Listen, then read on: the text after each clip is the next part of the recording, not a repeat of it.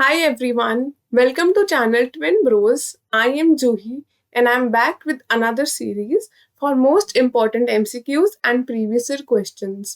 और आज हम थर्ड चैप्टर कवर करने वाले हैं which is Catering and Food Services Management. इस चैप्टर के MCQs के आगे बढ़ने से पहले हम ये देखते हैं कि कुछ कुछ डिफरेंसेस हैं और मैं कुछ बातें आपको बताना चाहती हूँ एग्जाम के बारे में CUET और बोर्ड्स। तो CUET की पढ़ाई और बोर्ड्स की पढ़ाई अलग तरह से होती है। क्यों? क्योंकि जो CUET है वो एक ऑब्जेक्टिव पेपर है, वहाँ पे आपको ऑप्शन मिलेंगे, उसमें से एक चूज करना है। बोर्ड्स में ऐसा नहीं था, वहाँ पे सब्जेक्टिव था। वो आपको आपको एक क्वेश्चन मिलता था, उसमें आपको बहुत पेजेस का आंसर लिखना पड़ता था। तो जब दोनों के आंसर करने का स्ट्रैटेजी अलग है तो दोनों को पढ़ने का भी स्ट्रैटेजी अलग है। अब वो कैसे है वो मैं बताती हूँ कि मैंने अपने टाइम में कैसे किया था। तो जब मैंने CUET दिया था, सबसे पहली चीज जो मैंने करी थी कि सारे कॉन्सेप्ट से थरो हो जाना। जो भी हमने होम साइंस से पढ़ा है वो सारे कॉन्सेप्ट्स पता होने चाहिए अच्छे से। तो मैंने वीडियो डाल रखी है सारे चैप्टर्स की एक्सप्लेनेशन की, आप उसको देख सकते हैं। उससे समझ सकते हैं कि चैप्टर बता क्या रहा है, कैसे बता रहा है, क्या क्या एप्लीकेशन है, प्रोसेस लगते हैं, क्या क्या टर्म्स हैं, डेफिनेशंस हैं, ये सब पता होना चाहिए। ये पता लग गया, उसके बाद हम बुक पढ़ेंगे फिर से खुद अपने आप। बुक रीड करते रहना है, उससे क्या होगा, जैसे जितना आप पढ़ेंगे ना बुक याद होती जाएगी, खुद होती जाएगी। फिर जब आपको लगे कि मैंने बुक भी पढ़ी है, मेरे को एक्सप्लेनेशन भी आ गई है, उसके बाद हम देखेंगे सब्जेक्टिव की जगह ऑब्जेक्टिव व्यू पॉइंट से। तो हम जैसे हमने कोई भी चैप्टर लिया, उसमें हमने देखे कुछ टर्म्स हैं, कुछ फैक्ट्स हैं जो कि MCQ बन के आ सकते हैं। खुद से सोचना है कि क्वेश्चन कैसे बन के आ सकता है। ये लगा कि ये फैक्ट है, ये कोई डेट है, ये कुछ स्पेशल नाम है, उसको हाईलाइट करते जाओ। ऐसा ऐसा नहीं कि पूरी बुक हाईलाइट कर दी, ऐसा नहीं, बट वो फैक्ट या फिर वो नाम वो ऐसे हाईलाइट करके रखना है। उससे क्या होगा, जब आप फिर से बुक पढ़ोगे तो फिर वो आराम से आसानी से मिल जाएगा और वो फिर से आपको याद हो जाएगा। So that is one thing you have to do. अपने आप से क्वेश्चन पूछना खुद की कैसे क्वेश्चन आ सकता है, मैं उस हिसाब से आप पढ़ूंगी या पढ़ूंगा। फिर जब हमने हाईलाइट भी कर लिया, उसके बाद भी कुछ चीजें ऐसी होंगी जो हमें याद नहीं होंगी। क्या करना है, एक पीस ऑफ पेपर लो, उस पे वो फैक्ट या फिर वो नाम या फिर टर्म जो भी है वो चीज वो लिख दो, उस पे उसको लिख दो। लिखने से क्या होगा, वो एकदम याद हो जाएगा। उसको बार बार पढ़ो, थोड़े दिन तक पढ़ते रहो, जब तक एग्जाम है उसको देखते रहो, वो बिल्कुल आपके दिमाग में बैठ जाएगा। फिर जब एग्जाम के दिन आपके पास ऑप्शंस होंगे ना, आप एकदम एकदम क्लैरिटी से आंसर कर पाओगे, क्योंकि ये तो मैंने पढ़ रखा है, ये तो मुझे याद है, ये तो एग्जैक्ट टर्म है। मेरे साथ एग्जाम में ऐसा ही हुआ था, तो मैं इसलिए आपको ये रिकमेंड कर रही हूँ। ऐसे करने से बहुत अच्छी तैयारी हो। अब हम शुरू करते हैं हमारा ये chapter which is catering and food services management. तो पहला question is, mid day meals in school is a welfare catering, commercial catering, hotel catering या फिर mobile van catering. Mobile van catering तो नहीं हो सकता, बिकॉज वैन में तो मिड डे मील नहीं दिया जाता, राइट? होटल में भी नहीं दिया जाता। कमर्शियल वेलफेयर में आपको सोचना है क्या हो सकता है, ये पैसे कमाने के लिए तो नहीं हो रहा है। तो इसका आंसर इज वेलफेयर केटरिंग। बच्चों का भला करने के लिए जो मिड डे मील खोला गया, दैट इज वेलफेयर केटरिंग ना।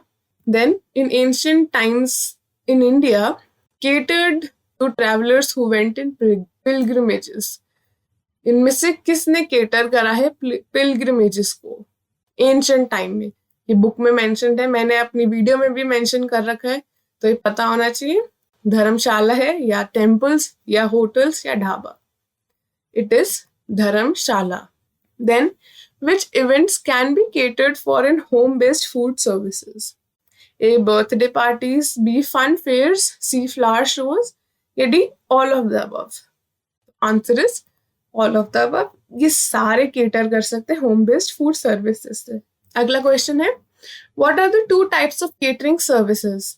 Private and public, family and welfare, welfare and commercial या फिर family and hotels? The answer is welfare and commercial. ये दो टाइप की केटरिंग होती है।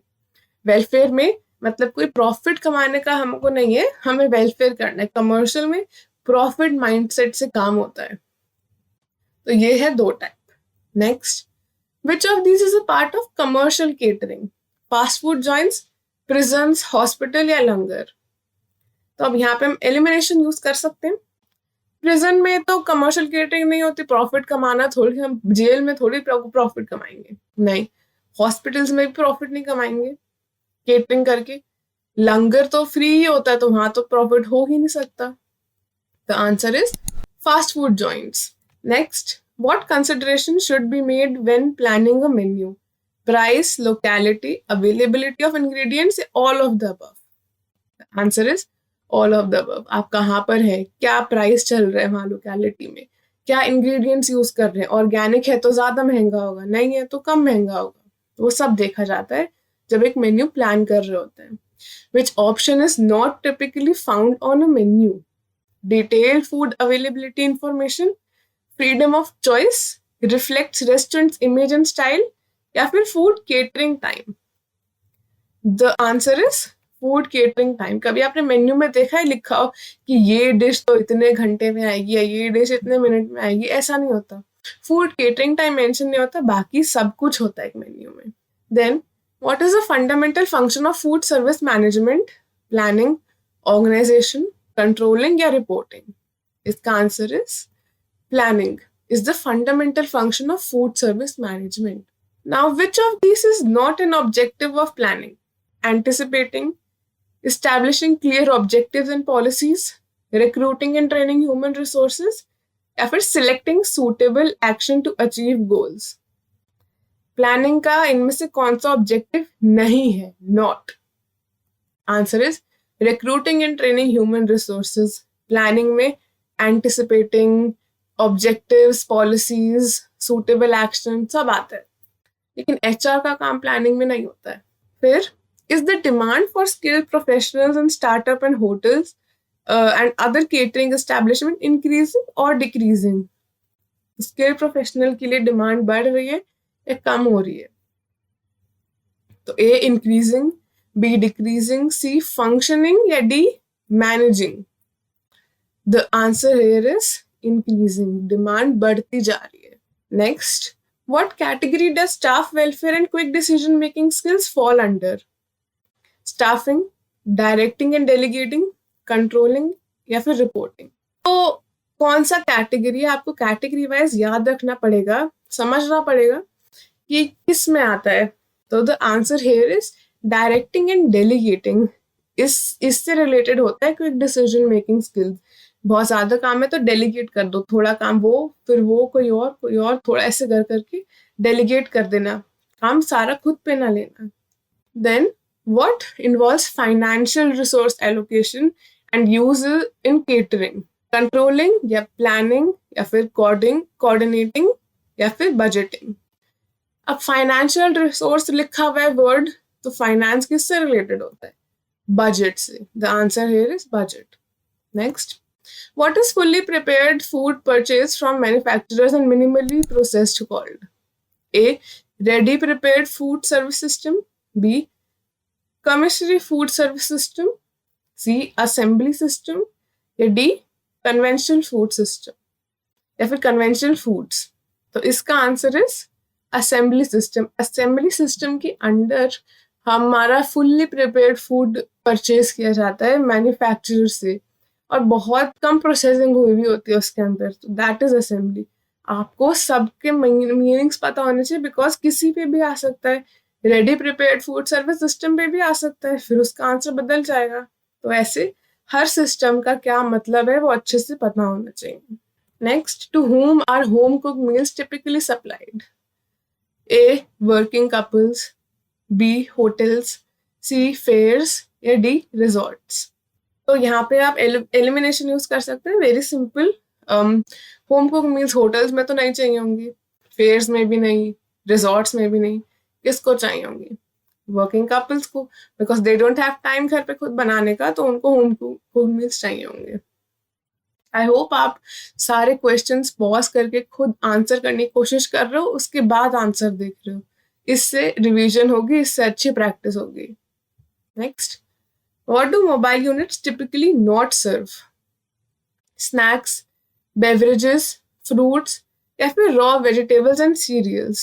Mobile units क्या सर्व नहीं करते हैं? तो स्नैक्स तो सर्व करते हैं, बेवरेजेस भी करते हैं, फ्रूट्स भी करते हैं, वो रॉ वेजिटेबल्स एंड सीरियल्स नहीं करते सर्व. तो ये पता होना चाहिए हमें कि कौन सा यूनिट क्या सर्व कर रहा है, कौन सा केटरिंग सिस्टम क्या सर्व कर रहा है. This is very important. Then where have mobile unit succeeded? A rallies, hotels, coffee shops या फिर mobile shops. The answer here is rallies. इसका आंसर रैलीज क्यों है और बाकी ऑप्शंस क्यों नहीं? क्योंकि होटल में हमें मोबाइल यूनिट्स नहीं चाहिए. होटल में तो पूरा किचन होता ही है, तो वहां पे हमें मोबाइल यूनिट्स क्यों चाहिए होंगे? मोबाइल यूनिट्स मतलब कि जो एक जगह से दूसरी जगह मूव कर पाए आराम से, स्टेबल ना हो बट वो खाना प्रोवाइड करते, ऐसा. कॉफी शॉप में भी अपना रेस्टोरेंट किचन होता है, तो वहां पे ऐसी कोई दिक्कत नहीं है. मोबाइल शॉप तो ऐसी कंफ्यूज करने के लिए ऑप्शन है. The answer here is rally, because rally में खाना लाना पड़ता है और ऐसा नहीं कि वहाँ पे कोई किचन होता है आसपास, तो वहाँ पे मोबाइल यूनिट्स यूज किए जाते हैं. Now we come to assertion and reasoning. Catering can be regarded as a service that provides a pleasant change from home cooked food. This is assertion. Reasoning: more families are now eating out at weekends and sometimes in the evening for pleasure. क्या ये दोनों statements ठीक हैं? क्या reason assertion के लिए सही बैठ रहा है? The answer here is A. ये दोनों सही हैं कि केटरिंग से क्या हो रहा है, अब लोगों को चेंज मिल रहा है, घर के खाने की जगह वो बाहर का भी खा पा रहे हैं, और इस ही की वजह से ज्यादातर फैमिलीज अब वीकेंड्स पे बाहर खाती हैं और कभी कभी शाम को भी बाहर चली जाती है खाना खाने. So A is the correct option here. Then the purpose of food service is to supply palatable food prepared under acceptable standards of sanitation, aesthetically served at allotted cost. इसका reason: menu compiling is one of the most important jobs in catering. क्या ये दोनों statement सही हैं? सही है तो इन दोनों में लिंक है. तो ये दोनों स्टेटमेंट सही तो हैं बट इनमें लिंक कोई नहीं है. रीजन सही नहीं है एजर्शन के लिए.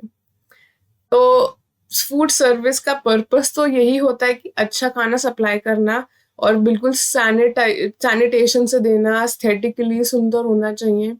और मेन्यू कंपाइलिंग का यही सबसे इम्पोर्टेंट जॉब होता है केटरिंग में, कि वो मेन्यू कंपाइल करे.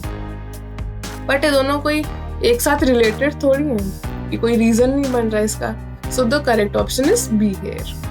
And with this we come to the end of this chapter.